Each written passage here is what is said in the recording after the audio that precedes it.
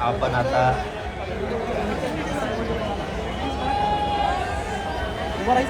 विषय आपण आता सरकारच्या दरबारात मांडला.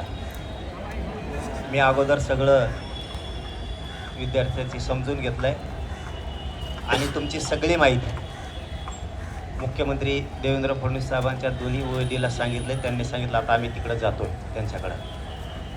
आपण आत्ता विखे पाटील साहेबाला सुद्धा सांगितलं. त्यांनी एक 15-20 मिनिटाचा वेळ आपल्याला मागितला की आम्ही तिकडचा निरोप देतो आणि जे तुमच्या मनातलं आहे तेच मी तुमच्या या विद्यार्थ्याचं ऐकून बोललो की एकतर डिसेंबरमध्ये किंवा जानेवारीत तुमची जाहिरात काढायला पाहिजे. त्यावेळेस निवडणुका होत्या किंवा अतिवृष्टी होती, सरकारपुढं अनेक अडचणी होत्या, म्हणून सरकारनं ते जुलैमध्ये काढल्या. म्हणजे 7-8 महिन्याचा गॅपने जी जाहिरात काढली गेली ही सरकारच्या चुकीमुळे, याच्यात विद्यार्थ्याची काही चूक नाही. मग आता जर सरकारची चूक आहे तर सरकार दुरुस्त पण करू शकते.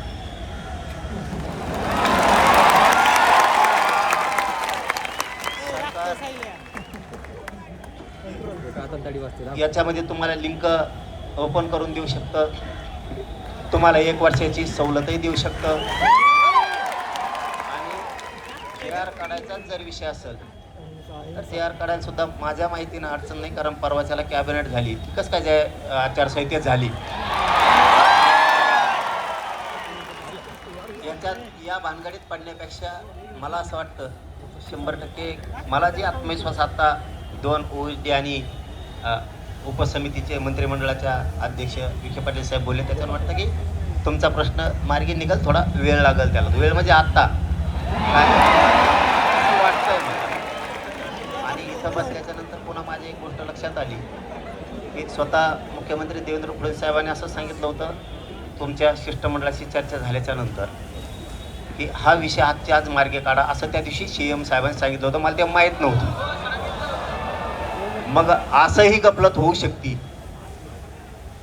मुख्यमंत्र्यांनी सांगितलंय आजच्या आज विषय मार्गे काढा,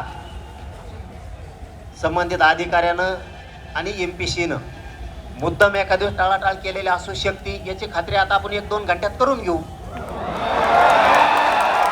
मुख्यमंत्र्यानं सांगितलेलं असूनही केलं जात नाही, मग अधिकारी करत नाहीत की मुख्यमंत्री करत नाहीत हे उघड होईल.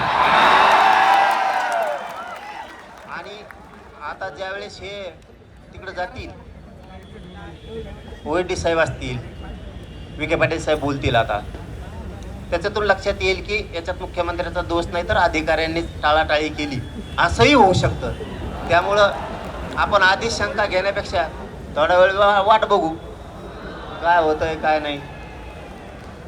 पुन्हा येतीलच वापस, नाही आले तर बघू. यायला बघू म्हणलं की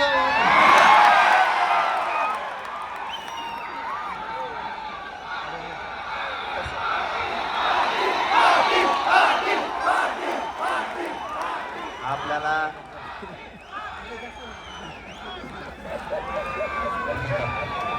काय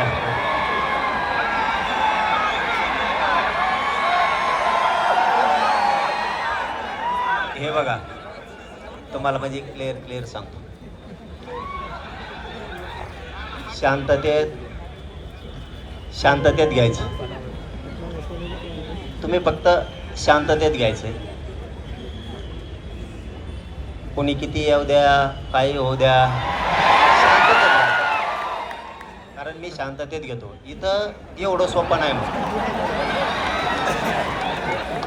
रात्रीच्या सारखी वळवळी केली की राज्य असतं. मग इथं रात्री सारखी वळवळ पुन्हा करायची नाही.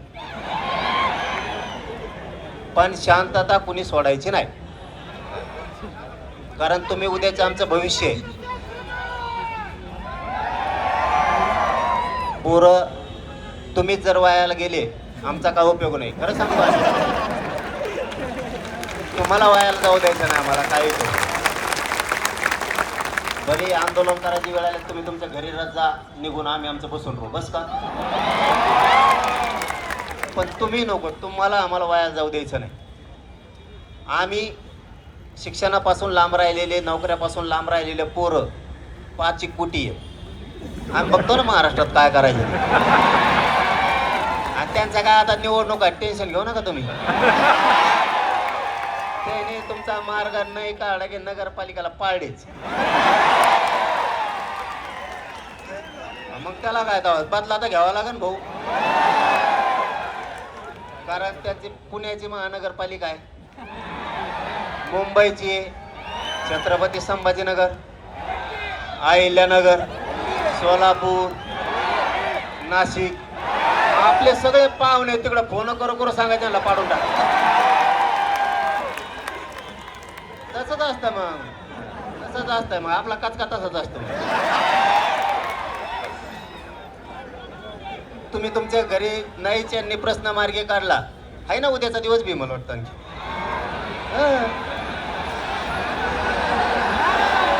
आजच आहे का सरकारला करायचं असलं ना कवा करत ते. शनिवार नाही ना, रविवार नाही ना, मंगळवार नाही. ते काय लक्ष्मीचे बोकडं थोडेच येतो. ते काय अडचण नाही,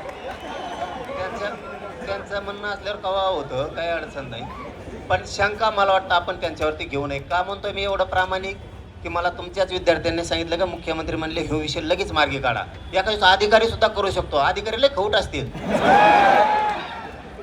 त्यांना लय कंड असतो सगळ्यात जास्त. पगार झाल्यात मरणाचे, त्यांना काय गरिबाचे लेकरं मरून नाही तर जिवंत राहू, त्यांना काय देणे घाल. पण त्यांना माहित नाही गरिबाचे हागणच लावतो मागं लागल्यावर. गरिबाच्या पोटेले बेकार येतं. बिगर मीठ लावलेले सांगताना खायला लावतात. मग ते थांबा जर शिक, मी 2-4 घंटे काही बोलत नाही. एकदा आपला पट्टा सुरू झाला का